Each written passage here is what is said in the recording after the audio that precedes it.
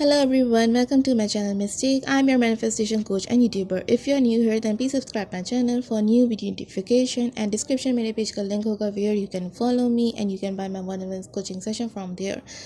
So today's topic is about how to manifest permanent manifest your SP and और कितने वक्त तक मुझे affirmations या अपनी manifestation को कायम रखना चाहिए.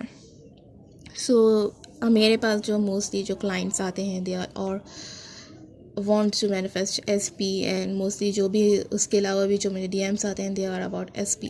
तो बहुत काम होते हैं जो मनी किस पे मेरे पास मैसेजेस आते हैं.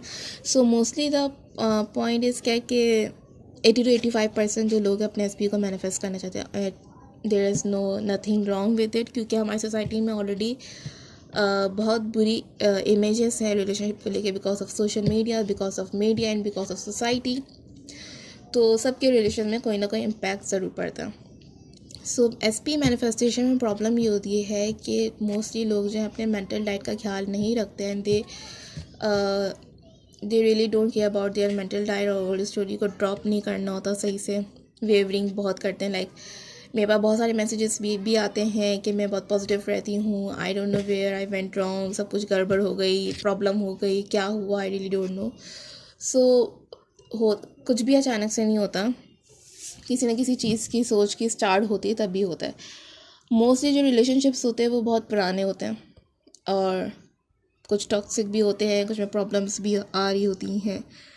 बट प्रॉब्लम ये होती है कि जब आप इतनी देर तक मैनिफेस्टेशन रखते हो, आप कर रहे होते हो, अफर्मेशंस करते हो, विजुलाइजेशन करते हो, अलग अलग टेक्निक करते हो to make yourself positive. सबसे बड़ा प्रॉब्लम ये है कि आप जो हैं उसके अपनी ओल्ड स्टोरी को ड्रॉप नहीं करते.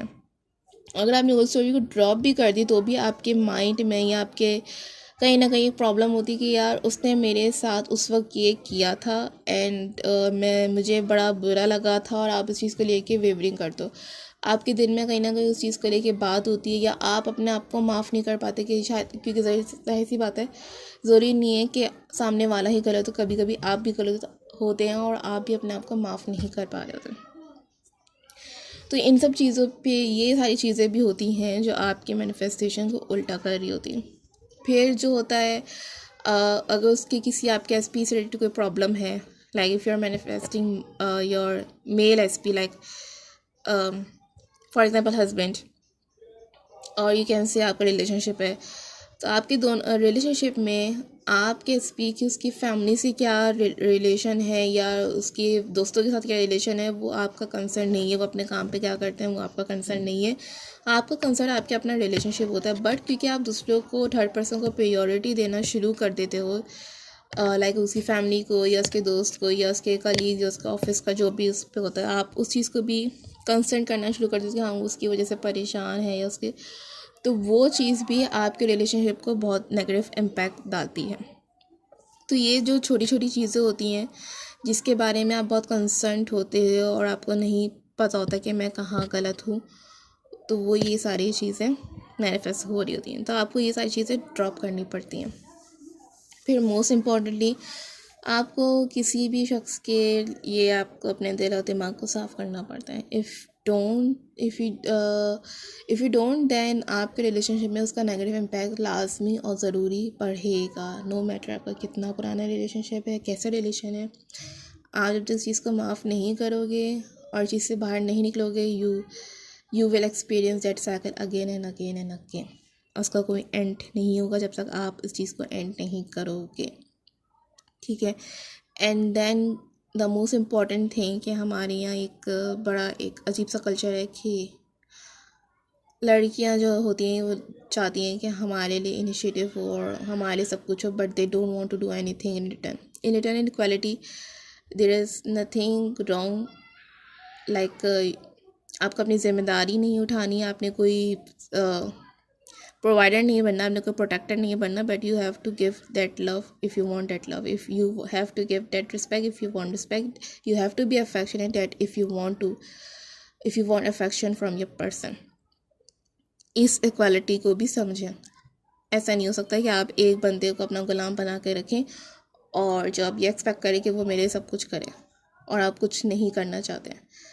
कुछ ना करने का मकसद पैसा प्रोवाइड नहीं करना है. इमोशनली अवेलेबल होना आपके लिए भी ज़रूरी है. If you are not but you want your SP to be emotionally available, then आपको होना ज़रूरी है. सो इन सब छोटी छोटी बातों का ख्याल रखें. If you are manifesting that, I am not saying to be obsessed with him, but at least do some favor, like उसको भी इज़्ज़त दें. और बिल्कुल भी बिछने का भी मैं नहीं बोल रही, क्योंकि मैं इक्वालिटी पे बिलीव करती हूँ. रिलेशनशिप की इक्वालिटी होनी चाहिए. It's all about partnership. That का मतलब ये नहीं कि आप बिल्कुल भी जाएँ या अगले को बिल्कुल ही पागल बनाते अपने पीछे. सो इस चीज़ पे भी अपने ऊपर वर्किंग करें, काम करें. सेकेंडली, मुझे मैनिफेस्टेशन कब तक, मतलब कि अफर्मेशन जो भी मैं टेक्निक कर रही हूँ उसको मुझे कब तक करना चाहिए? इसको आपको हमेशा करना है. If you want something permanently, अगर आपने अपने एसपी को परमानेंटली मैनिफेस्ट करना है, then you have to live in that reality forever.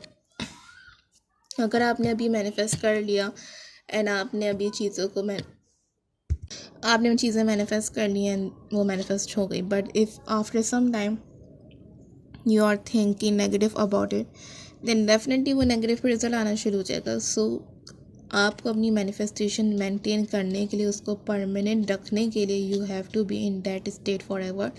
In that state forever का मतलब ये है कि आपने उस सोच को बरकरार रखना है. उस सोच को जो आप मैनिफेस्ट कर रहे हैं, जो चीज़ आप मैनिफेस्ट करना चाहते हैं, उस चीज़ को आपने कंटिन्यूसली फॉर एवर अपने माइंड में रखना है कि मेरी रियलिटी यही है. उसके अपोजिट कभी भी नहीं जाना. अगर आपको वाकई में परमानेंट रिज़ल्ट चाहिए अपनी मैनिफेस्टेशन का, चाहे एसपी हो या मनी हो, no matter what, you have to be that person.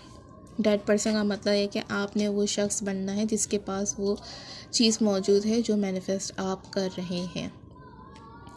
So SP की ये कुछ पॉइंट्स थे जो लोग नेगलेक्ट करते हैं, जो लोग इग्नोर करते हैं, और देन दे डू रेंटिंग कि मुझे नहीं पता क्या हुआ, कैसे हुआ, मुझसे मैनिफेस्ट नहीं हो रहा, मुझे नहीं समझ में आ रहा है मैं कहाँ गलत हूँ, क्या गलत हूँ. You don't have to try, but you have to do it. आपने कुछ भी ट्राई नहीं करना, आपने इस चीज़ पे अमल करना और आपने इस चीज़ को करना है टू मैनिफेस्ट योर लाइफ. अगर आपने नहीं करना, it's all your choice, but don't complain about your situation और circumstances if you can't manifest. ठीक है, क्योंकि you are responsible whatever is happening in your life, no matter what is happening. So be responsible of your life, take responsibility of your own, and अपनी life को manifest करें. We will talk more about the manifestation and another topic. Till then, take care and take care. Allah Hafiz. Bye bye.